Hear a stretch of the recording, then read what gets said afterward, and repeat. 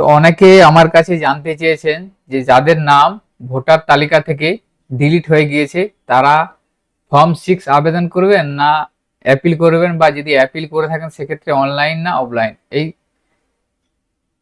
জিনিসটা অনেকে আমার কাছে জানতে চেয়েছে। যেমন ধরুন, যাদের নাম আন্ডার অ্যাডজুডিকেশন থাকার পরও ভোটার তালিকা থেকে ডিলিট হয়ে গেছে, সেই সমস্ত ভোটার তাদের ফর্ম 6 আবেদন করতে হবে না তাদেরকে অ্যাপিল করতে হবে, এই নিয়ে আজকের ভিডিও। তাই ভিডিওটি স্কিপ না করে আপনারা সম্পূর্ণ দেখবেন। তো এখানে একটু বোঝার ব্যাপার আছে, অর্থাৎ যাদের নাম আন্ডার অ্যাডজুডিকেশন হওয়ার পর ডিলিট হয়ে গিয়েছে তাদের ক্ষেত্রে অ্যাপিল করাটাই, অর্থাৎ ট্রাইব্যুনালে অ্যাপিল করাটাই বেস্ট হবে। কারণ ফর্ম 6 আপনি সারা বছরই আবেদন করতে পারবেন, কিন্তু যে ট্রাইব্যুনাল অ্যাপিল, সেই ট্রাইব্যুনাল অ্যাপিল আপনি আর সুযোগ পাবেন না। অর্থাৎ আপনার নাম ভোটার তালিকা থেকে ডিলিট হওয়ার 15 দিনের মধ্যে আপনাকে ট্রাইব্যুনালে অ্যাপিল করতে হবে। আন্ডার অ্যাডজুডিকেশন থেকে সাপ্লিমেন্টারি লিস্টের আপনার নাম যদি ডিলিট হয়ে থাকে, সেক্ষেত্রে যেদিন আপনার নাম ডিলিটেড লিস্ট প্রকাশিত হবে সেই তারিখ থেকে আপনার 15 দিনের মধ্যে আপনাকে ট্রাইব্যুনালে অ্যাপিল করতে হবে। সেক্ষেত্রে আপনারা অনলাইন হোক অফলাইন দুটো পদ্ধতিতে অ্যাপিল করতে পারবেন। তো আমি আপনাদের বলবো, যদি আপনারা পারেন তাহলে অনলাইনেই আপনারা ট্রাইব্যুনালে অ্যাপিল করবেন। তো এখানে হয়তো আপনারা অনেকেই বলবেন যে আমাদের নাম ভোটার তালিকা থেকে ডিলিট হয়ে গেছে, সেক্ষেত্রে আপনারা ফর্ম 6 আমরা অ্যাপ্লাই করতে পারবো না কেন? তো ফর্ম 6 অ্যাপ্লাই করার যে টাইম ছিল সেই টাইম অলরেডি পার হয়ে গেছে, অর্থাৎ আপনাদের ফর্ম 6 আবেদন করার যে ডেট ছিল সেই ডেট আপাতত পেরিয়ে গেছে। সেই জন্য আপনাদেরকে এই মুহূর্তে ট্রাইব্যুনালে অ্যাপিল করতে হবে। তো আমি আপনাদের একটা স্ক্রিনে অর্ডার দেখাচ্ছি, দেখুন এখানে 27/3/2026 তারিখে পশ্চিমবঙ্গ চিফ ইলেকট্রাল অফিসের তরফ থেকে একটি অর্ডার প্রকাশিত করা হয়েছে।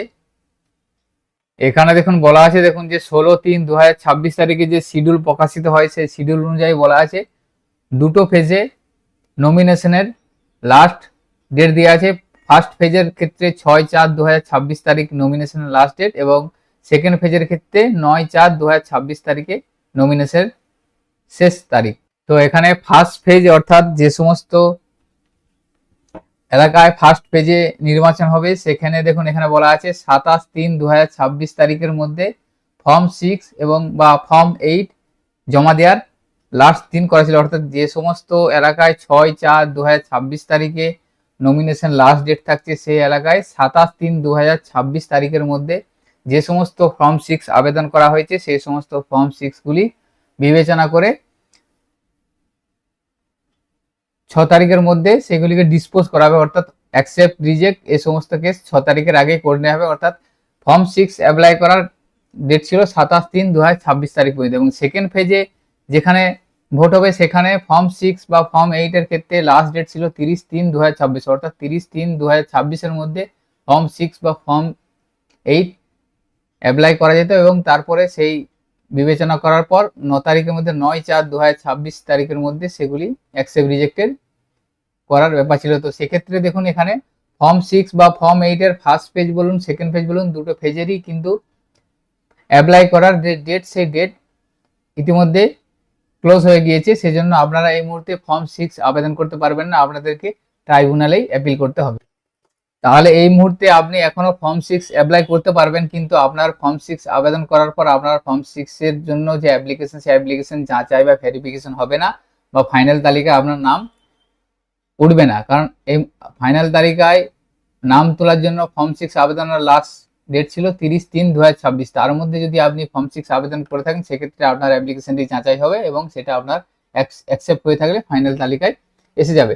যেহেতু 30/3/2026 এই তারিখটি পার হয়ে গেছে, সেক্ষেত্রে এই মুহূর্তে ফর্ম 6 যদি আপনারা আবেদন করেন সেক্ষেত্রে আপনাদের অ্যাপ্লিকেশনটি যাচাই হবে না, বা অ্যাকসেপ্ট রিজেক্টেড বা ফাইনাল তালিকায় উঠবে না। এই মুহূর্তে আপনাদেরকে ফাইনাল তালিকায় নাম প্রকাশিত করার জন্য আপনাদেরকে ট্রাইব্যুনালে অ্যাপিল করতে হবে। যদি আপনাদের নাম আন্ডার অ্যাডজুডিকেশন হয়ে ডিলিশন হয়ে থাকে সেক্ষেত্রে আপনারা ট্রাইব্যুনালে অ্যাপিল করুন।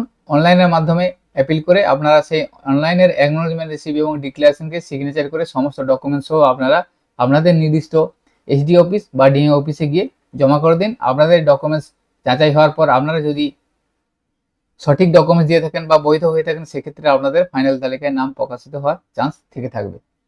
তো আজকের ভিডিওতে এই ইনফরমেশনটি আপনাদের সাথে শেয়ার করা ছিল। সকলে ভালো থাকবেন, সুস্থ থাকবেন, ধন্যবাদ।